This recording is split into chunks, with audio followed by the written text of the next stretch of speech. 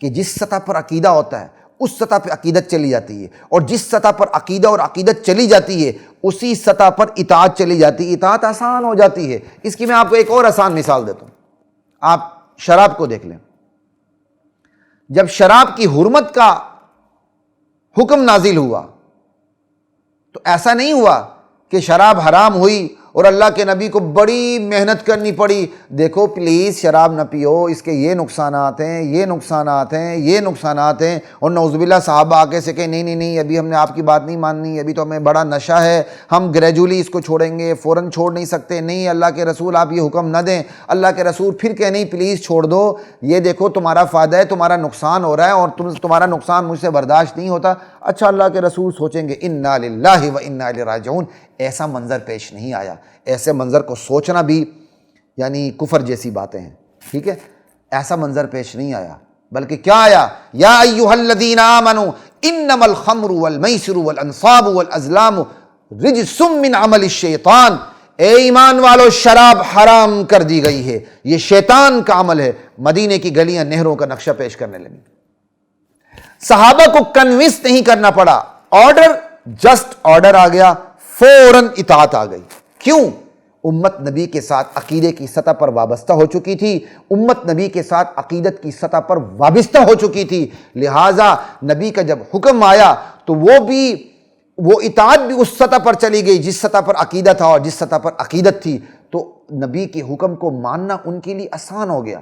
نبی کے لیے نبی کے حکم پر اپنی جان کٹانا، اپنے بچوں کو یتیم کرنا، اپنی بیویوں کو بیوہ کرنا ان کے لیے آسان ہو گیا۔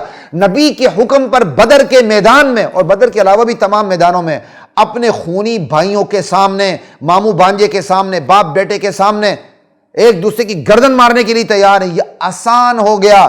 نبی کی اطاعت کرنا آسان ہو گیا، کیوں؟ کہ امت نبی کے ساتھ عقیدہ اور عقیدت کی سطح پر وابستہ ہو چکی تھی، لہٰذا امت کے لیے اطاعت کی سطح آسان سے آسان تر ہوتی چلی گئی۔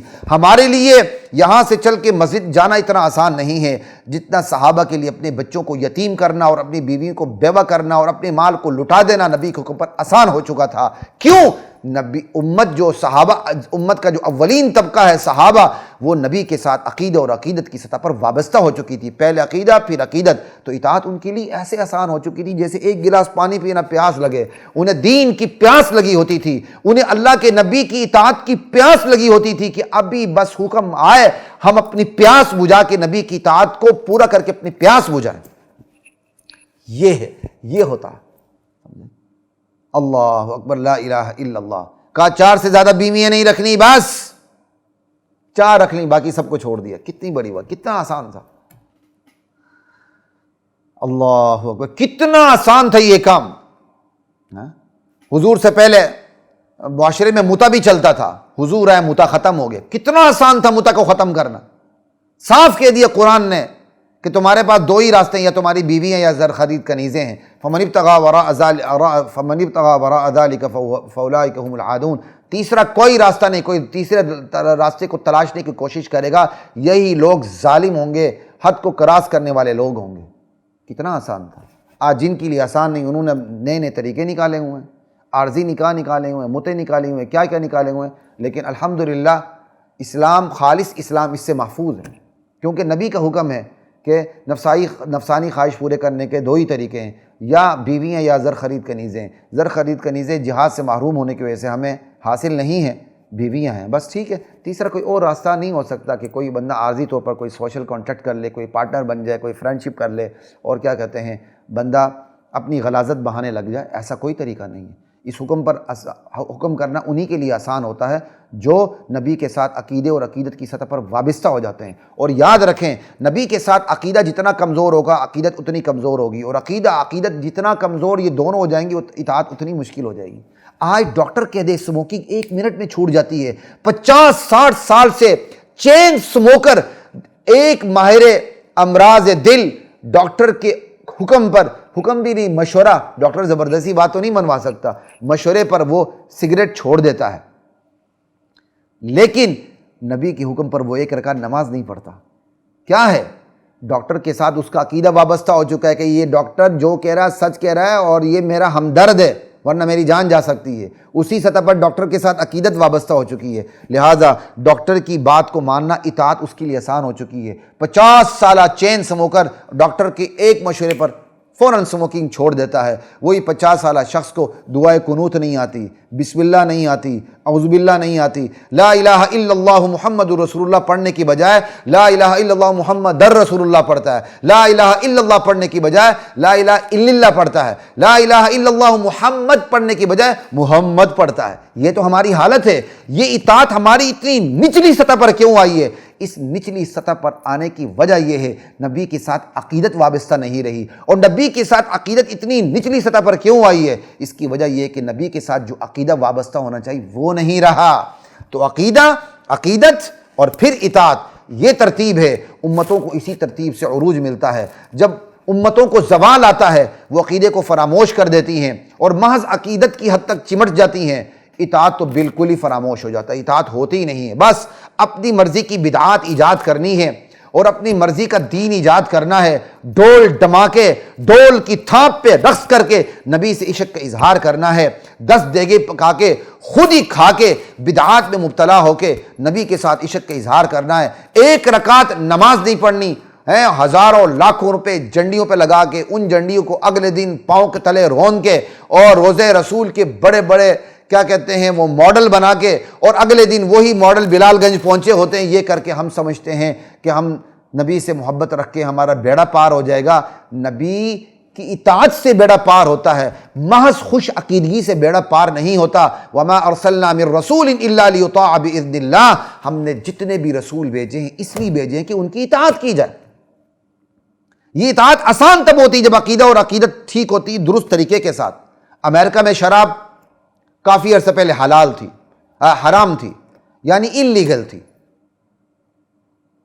لیکن اب امریکن کانگریس نے امریکن گورنمنٹ نے اپنی عوام کو روکا کہ شراب نہ پیو، اس کے نقصانات بتائے، ہزاروں لاکھوں ڈالر خرچ کر دیے، قوم باز نہ آئی۔ پہلے مظاہرے ہوئے جب شراب پر پابندیوں کی باتیں ہوئیں، جب حکومت نے شراب سے عوام کو روکنا چاہا، مظاہرے ہوئے، لوگ زخمی ہوئے، پہلے سے زیادہ شراب کی بٹیاں کھل گئیں، کارخانے کھل گئے، اور جو لاکھوں ڈالر خرچ کر کے جو انہوں نے مقالات لکھے تھے، سیمینارز کنڈکٹ کیے تھے، کنونس کرنے کی کوشش کی تھی، سب ضائع۔ پھر امریکن گورنمنٹ اپنی پبلک کے سامنے سرنڈر ہو گئی اور انہوں نے شراب کو لیگلائز کر دیا۔ نعوذ باللہ، نعوذ باللہ۔ یہ ہمارے نبی کے ساتھ نہیں ہوا، اللہ کا شکر ہے۔ نبی علیہ السلام کے ساتھ جب امت عقیدے اور عقیدت کی سطح پر وابستہ ہو گئی، ایک آرڈر کافی ہو، شراب حرام، حرام، جہاد میں چھلانگ لگا دو، چھلانگ لگا دو، تلوار ہاتھ میں پکڑ لو، پکڑ لو، نہتے تلوار لینے والے، تلوار کا مقابلہ، تلوار سے مقابلہ کرنے کے لیے میدان میں اترنے والوں کے ساتھ نہتے لڑ پڑو، لڑ گئے۔ یہ تھی اطاعت، عقیدہ، عقیدت، اطاعت، یہ ہے طریقہ۔ اور عقیدہ اتر سائڈ پہ ہو جائے، محض عقیدت آ جائے، پھر وہ محض عقیدت رہتی ہے، پھر محض محبت کے دعوے رہتے ہیں، محض عشق رسول کی باتیں ہوتی ہیں، میں نبی میں مدینے دے گلیاں دا کتا، تو کتا بن جا۔ اللہ تعالیٰ نے ہمیں مدینے والے کا امتی بنایا ہے، اشرف المخلوقات بنایا ہے، لقد خلقنا الانسان فی احسن تقویم۔ تو اگر اشرف المخلوقات سے اتر کے کہیں جا کے کتا بنتا ہے تو تیری مرضی۔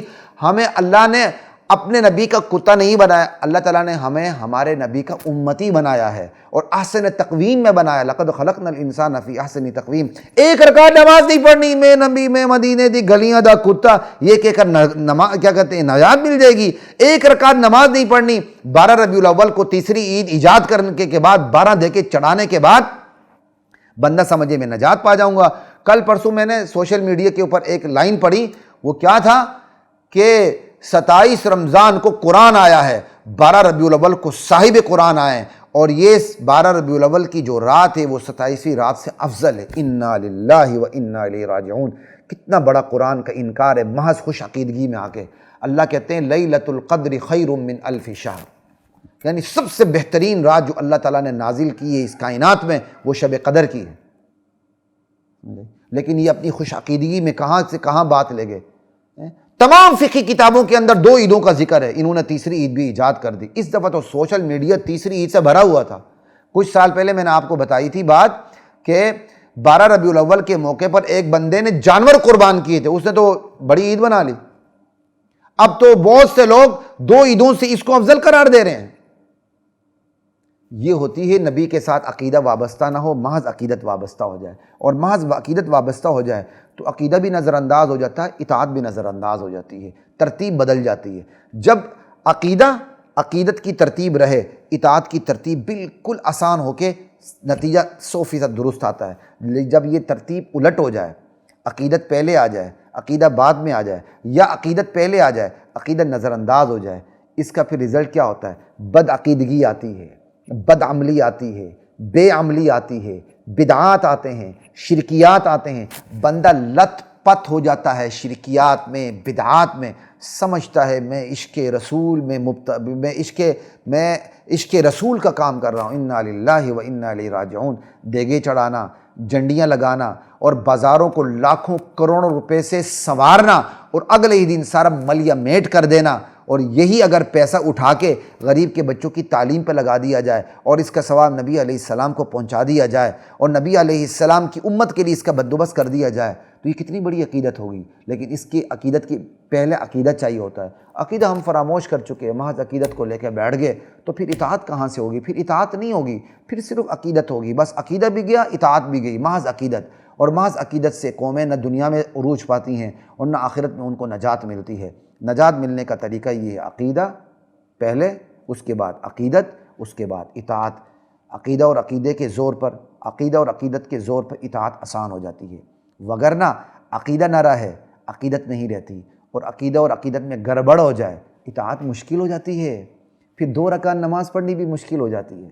جو رب نے ترتیب بتائی نا، کمال کی ترتیب ہے کہ عقیدہ وابستہ ہوتا ہے نبی کو، پہلے ہم عقیدت وابستہ ہوتی ہے، پھر اطاعت آتی ہے، پھر کام سارے آسان ہو جاتے ہیں۔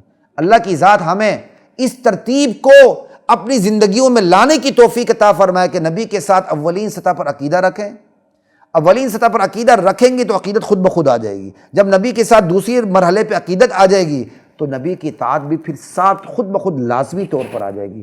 اللہ تعالی ہمیں اس ترتیب کو اپنی زندگیوں میں لانے کی توفیق عطا فرمائے۔ خلیق الرحمن کو اجازت دیجیے۔ السلام علیکم ورحمۃ اللہ وبرکاتہ۔